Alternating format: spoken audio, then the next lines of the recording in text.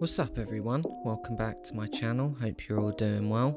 Today we are playing the longly anticipated Elden Ring. This is From Software's latest release and everyone's been waiting for this game for a really long time.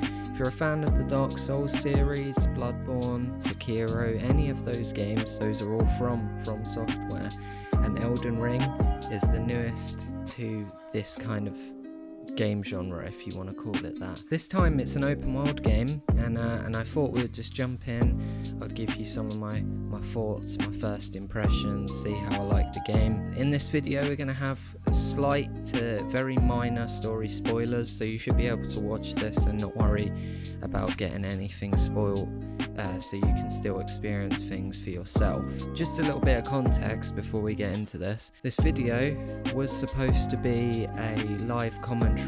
That's the vision I had intended for this video, but I've been having a few issues here and there with my syncing. I want to have some live commentaries here and there and stuff like that. And but I've noticed now that all of my videos, when I have live commentary in there, that it's out of sync. So I couldn't really fix the problem other than making a post for this video instead. In the future it'll be fine. I'm changing the software I use, and I just wanted to let you know. So in this video we're probably a couple hours, I want to say, into the game. We're not that far. We just completed the prologue, and we're just sort of getting ready to pick up a few things that we need that are necessary. First things first, this game came out on the 24th, and since that point has had nothing but great reviews, right? Which, you know, you can kind of expect from Software. They are a really good, really great development team, and it's nice to see a game come out that's actually finished. Although it's not all good, and we'll get to that in a bit here. We'll go from like the good stuff to the only minor bad things. So you've got a vast open world to explore, which is very different for their games in previous years. Dark Souls and Bloodborne and things like that, they were pretty big in areas that you could explore, but they weren't open world. And I have to admit, this is probably the first From Software game, apart from Bloodborne, that I've really feel like I'm in tune with, and I really just want to keep playing it out like constantly. Whereas I'll admit to you, I tried to play Dark Souls, and I will come back to them eventually, but it was very frustrating. Eventually I will go back to those games though. The challenge is why people love them so much. I'm kind of a From Software newbie, a Dark Souls, that kind of game style, I'm kind of a noob. So Elden Ring, I feel like for a new player, is actually kind of cool, because from my experience the game has challenge, and there's a lot of enemies that will just one-shot you, and there's a lot of frustration like with the other Souls style games, but there's something so appealing about it. So for example, there's still the frustrating elements to it like any Souls game, but because of the open world, say if you was just in one of the many dungeons and you're facing off against a mini boss of the open world,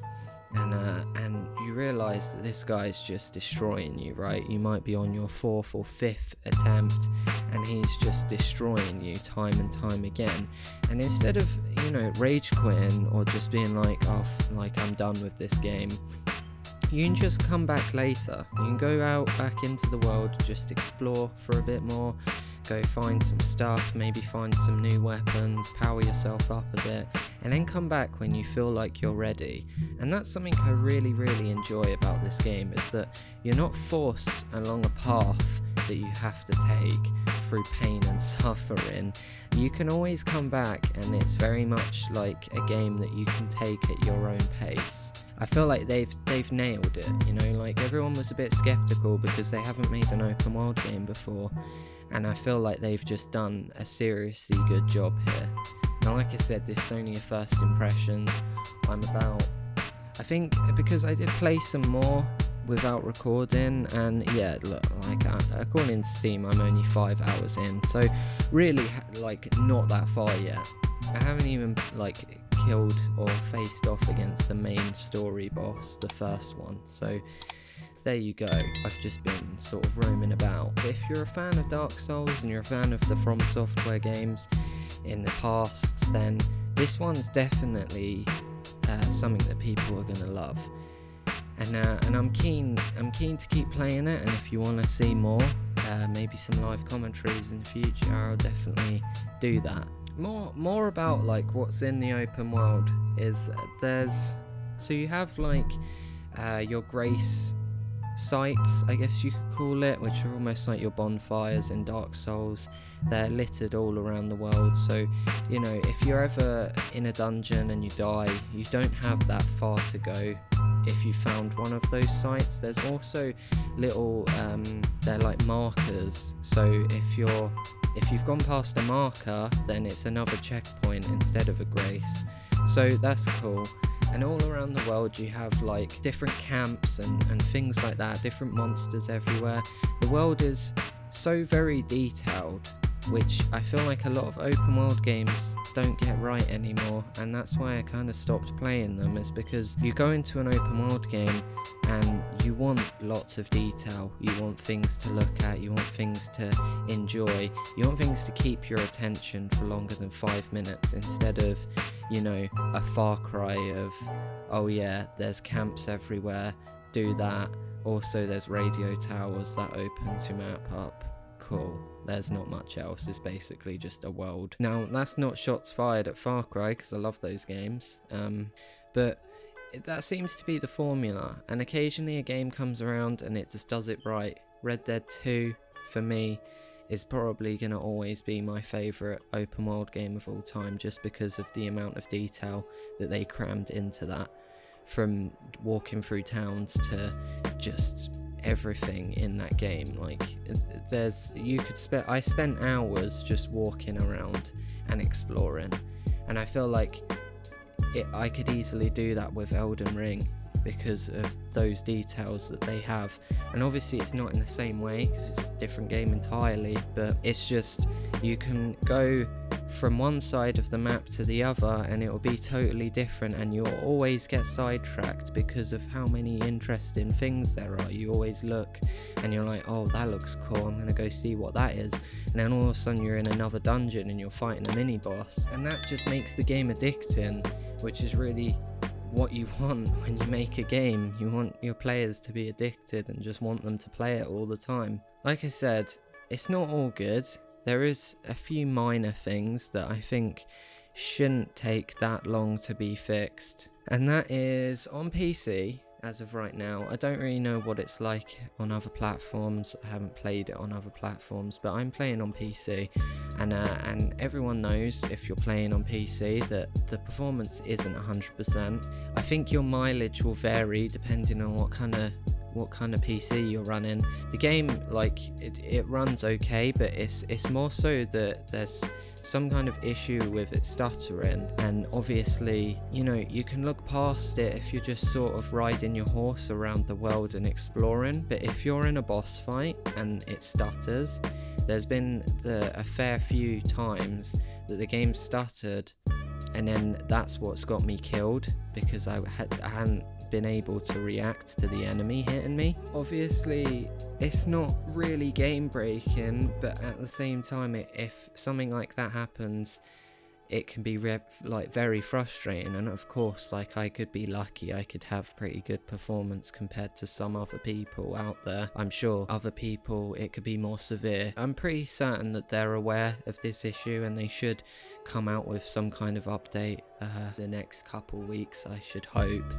and it should just iron out that problem. There's a few fixes out there that can help, things to do with like setting your game in the NVIDIA control panel to performance mode and things like that, increasing your shader cache. There's some Steam guides out there that you can follow, and some videos and stuff, and it kind of helps to an extent. But I think it with the stuttering, I don't know if I'm right by saying this, but it's almost kind of like the game has like a memory leak, maybe, I want to say. I don't really know.